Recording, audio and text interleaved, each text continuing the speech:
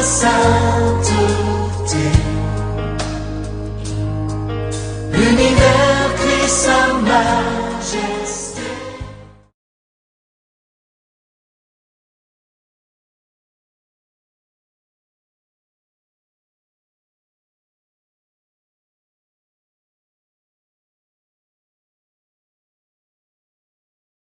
Amen. La prophétie et l'accomplissement de la prophétie. Est-ce que quelqu'un m'a reçu? La prophétie et l'accomplissement de la prophétie. Amen. Et Dieu fera grâce pour vous. J'essaie de vous expliquer la signification de ces deux éléments. Vous savez bien, mais je crois qu'il est important aussi qu'on vous ajoute, qu'on vous donne quelques éléments également pour vous faire avancer. Vous êtes d'accord? Alléluia. Eh bien, dans ce passage que nous avons lu tout à l'heure, du temps d'espoir de Rhodes, le roi de Judée, il y avait un sacrificateur nommé Zacharie, de la classe d'Abia. C'est-à-dire, il vient, n'est-ce pas, de la famille d'Abia. Sa femme était donc la fille d'Aaron. Elle aussi, elle vient de là-bas. Et s'appelait quoi? Élisabeth. Alléluia. C'est de deux-là qu'elle est, n'est-ce pas, celui qui a prêché la repentance. Appelé Jean-Baptiste. Jean le Baptiste. Alléluia. Alléluia. Vous savez dans quelle condition Marie, n'est-ce pas, est tombée enceinte? Vous connaissez l'histoire? Alléluia. Et la Bible ne nous dit pas que Marie a enfanté d'autres enfants. Alléluia. Zacharie est un serviteur de Dieu, un sacrificateur. Gloire au Seigneur. Eh bien, vous savez qu'il a travaillé, étant sacrificateur de la prière au Seigneur, et dans sa vieillesse, certes, il avait besoin d'un enfant, mais cela n'empêchait pas, n'est-ce pas, Zacharie de continuer son service dans le camp du Seigneur, le commandement de Dieu. D'accord? Alors, je voudrais dire ceci, que c'est vrai qu'on a des besoins, mais que rien ne puisse vous freiner. C'est vrai qu'il y avait des besoins, mais que vos besoins ne vous limitent pas, ne vous freinent pas en ce qui concerne vos services. Alléluia. Zacharie avança à l'âge, mais il était sacrificateur. Sacrificateur, c'est qui? À l'époque, voilà comment ça fonctionnait les sacrificateurs. C'est des personnes qui ont la probabilité, la possibilité de s'approcher du trône du Seigneur. Alléluia. Et de présenter les sacrifices à Dieu pour la cause du Seigneur, du peuple du Seigneur. Des personnes qui viennent avec leur mouton, leur cabri à l'époque, et ces personnes, plus qu'à l'époque, la salle où le lieu il partait, on appelait la synagogue. Alléluia. Alors, en ce moment-là, il y avait deux endroits. Un endroit qu'on appelle le lieu saint et un autre qu'on appelle le lieu très saint. Alléluia. Le lieu saint, c'est là où vous êtes assis, par exemple. Si je veux peut-être comparer ça aujourd'hui. Alléluia. Et le lieu saint, très saint, c'est là où je suis maintenant. Le lieu saint et le lieu très saint. Donc, il y a deux différentes choses. Et quels sont ceux qui ont accès au lieu très saint? C'est les sacrificateurs, les souverains sacrificateurs.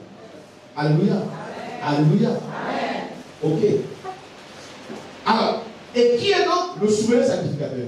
C'est comme si on parlait des pasteurs et on parlerait également des pasteurs principaux. Alléluia. Ce sont des grades. Vous me suivez? Quelqu'un est avec moi ici? Ok. Et ce jour-là, Zacharie était donc au service du Seigneur, malgré qu'il n'avait pas jusqu'ici un enfant. Mais regardez ceux qui viennent avec des brebis, les moutons, parce qu'ils ont besoin de cela, du pardon du Seigneur, ils viennent parce qu'ils ont des requêtes. Mais quelqu'un qui est dans un manque, qui n'a pas un enfant, mais malgré cela ne l'empêche pas de servir Dieu. Quelqu'un est avec moi? Donc vous voyez, c'est compliqué lorsque vous êtes au service du Seigneur et que vous n'avez pas besoin de debout. Souvent, vous avez le stress, l'angoisse en vous. Mais est-ce que cela doit être un frein pour nous? Non. Alléluia. Dis à quelqu'un, ça ne doit pas être un frein pour toi. Ça ne devait pas te ralentir. Ça ne devait même pas te freiner. Alléluia. Aujourd'hui, chacun d'entre nous, chacun de vous qui êtes ici, là, il y avait des différents besoins. On ne prendra pas le besoin de Pierre pour Paul. Hein. D'accord? Voilà. D'autres ont même l'argent. Donc ce n'est pas l'argent dans un problème pour eux. D'accord? Quelle histoire? Parce que vous voyez, il y a une chose que je n'apprécie pas, que je ne veux même pas sortir. Je ne veux pas qu'on dise que voilà, on va à l'église nuit et jour. Que tous les jours, c'est nous qui nous allons appeler le Seigneur. Et puis ceux qui ne veulent pas l'église au milieu de nous. C'est ce milieu de patrie, c'est le ciel. Mais il faut bien préparer ça ici. Il faut préparer. Pour pas manger la miettes, quelquefois on n'en met pas. Et puis quand tu as sonné, comment ton père s'en fait plus loin le Seigneur. Tôt ou tard, ça va arriver. Ésaïe 53, verset 1 à 11. Qui a cru à ce qui nous était annoncé? Qui a reconnu le bras de l'Éternel? Verset 2. Il s'est élevé devant lui comme une faible plante, comme un rejeton qui sort d'une terre desséchée. Il n'avait ni beauté ni éclat pour attirer nos regards. Et son aspect n'avait rien pour nous plaire. Verset 3. Méprisé et abandonné des hommes, homme de douleur, et habitué à la souffrance, semblable à celui dont on détourne le visage, nous l'avons dédaigné. Nous n'avons fait de lui aucun cas. Verset 4. Cependant, ce sont nos souffrances qu'il a portées, c'est de nos douleurs qu'il s'est chargé. Et nous l'avons considéré comme puni, frappé de Dieu et humilié. Verset 5. Mais il était blessé pour nos péchés, brisé pour nos iniquités. Le châtiment qui nous donne la paix est tombé sur lui. Et c'est par ses blessures que nous sommes guéris. Nous étions tous errants comme des brebis. Chacun suivait sa propre voie, et l'Éternel a fait retomber sur lui l'iniquité de nous tous. Il a été maltraité et opprimé. Il n'a point ouvert la bouche, semblable à un agneau qu'on mène à la boucherie, à une brebis muette devant ceux qui l'attendent. Il n'a point ouvert la bouche. Verset 8. Il a été enlevé par l'angoisse et le châtiment. Et parmi ceux de sa génération, qui a cru qu'il était retranché de la terre des vivants et frappé pour les péchés de mon peuple? On a mis son sépulcre parmi les méchants, son tombeau parmi les riches, quoiqu'il n'eût point commis de violence et qu'il n'eût point de fraude dans sa bouche. Verset 10.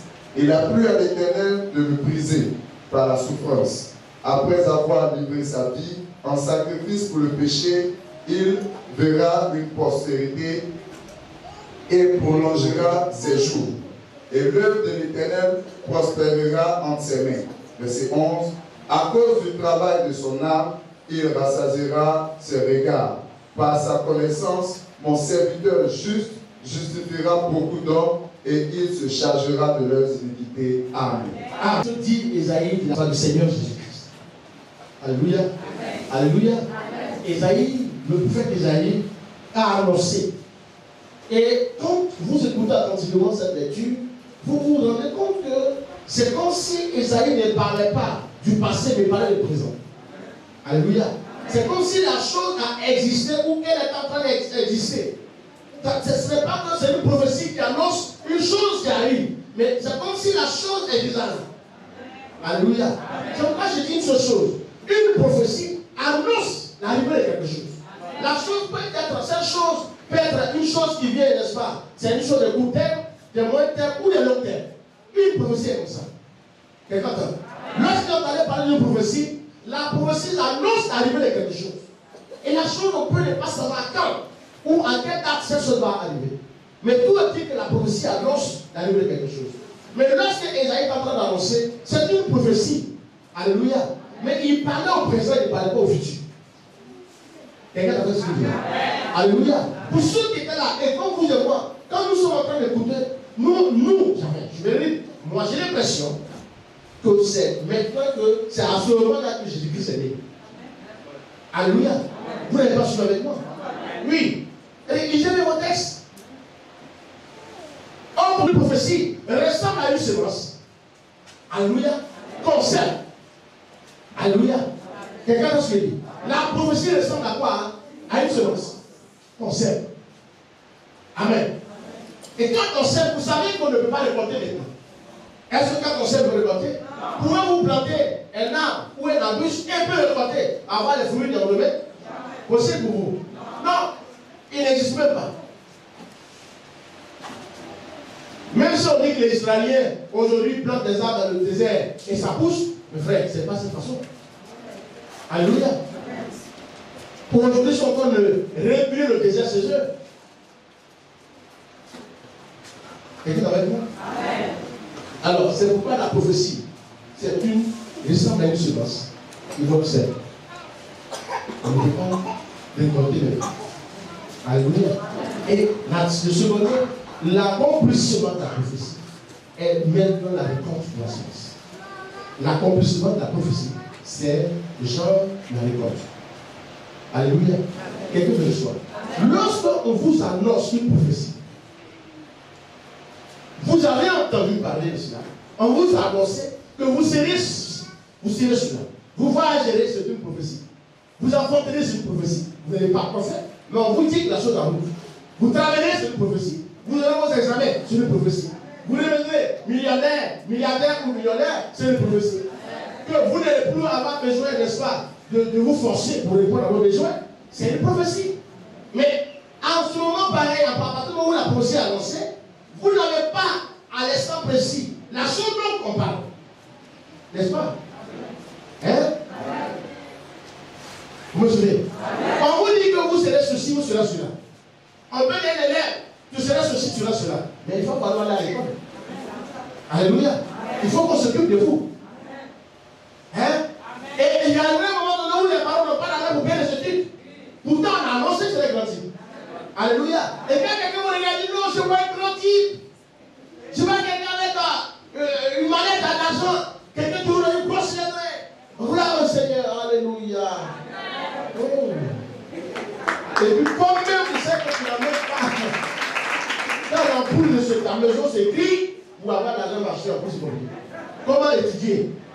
Alléluia. Or, pourtant, et la prophétie a été annoncée. Alléluia. C'est une prophétie dirigée. Amen. Une prophétie quoi? Dirigée. Oui. Là, c'est pas que souvent, on se pose la question, est-ce que c'est de moi que la prophétie s'est adressée? Parce que au moment où la prophétie vient, c'est-à-dire qu'au moment où on entend la prophétie, on a l'impression que tout commence à être dur autour de nous. Vous comprenez? C'est comme si maintenant les robinets sont fermés. Les différentes portes d'entrée, financièrement parlant, ça ralentit. C'est comme si le sol devient dur. Et le soleil commence à frapper. On dit, ah, quand tu n'avais pas entendu parler de cela, on m'a rien dit, vraiment je t'avais passé. Mais aussitôt que je l'ai entendu, je dirais que toute la sécheresse est rendu. Alléluia. Et là, c'est pas la question, est-ce que ça vient de Dieu? Amen. En ce moment-là, c'est que, c'est-à-dire, tout ce que le peuple que tu avais comme semence, donc l'arracher, on l'a sémé à ta place. C'est-à-dire, ce que tu avais l'habitude d'avoir petit là, on a regroupé ta peau, on l'a sémé pour toi. Pourtant, tu avais un peu pour manger. C'est ce que tu avais là qu'on a pris. Hein? Le patron a remis ça et il a mis à terre. Amen. Quand la possibilité n'est pas encore annoncée, tu avais la possibilité de, je vais dire, des miettes de poulet. Alléluia. Les petites choses passaient. Mais aussitôt que la petite a annoncé, tout devient dur sur toi. Alléluia. Je vais dire à quelqu'un, en ce moment-là, tout ce que tu avais comme bénédiction est signé. Alléluia. Il n'y a rien à faire. Mais comment faire pour tenir jusqu'ici? Comment? C'est ça. Comment faire? Ce temps vide là, comment on va gérer ça? Alléluia. Comment gérer ce temps là? De la semence à la récolte, c'est un temps. Vous me suivez? Comment faire? C'est difficile. Très difficile. Tu te plains et Dieu te dit rien. Tu parles et te dit rien. Alléluia. Les personnes que toi tu espérais avoir quelque chose avec eux, eux aussi, ils te disent, ça ne va pas chez moi. Alléluia. Alléluia. Tu as entendu une prophétie. Ça a été annoncé.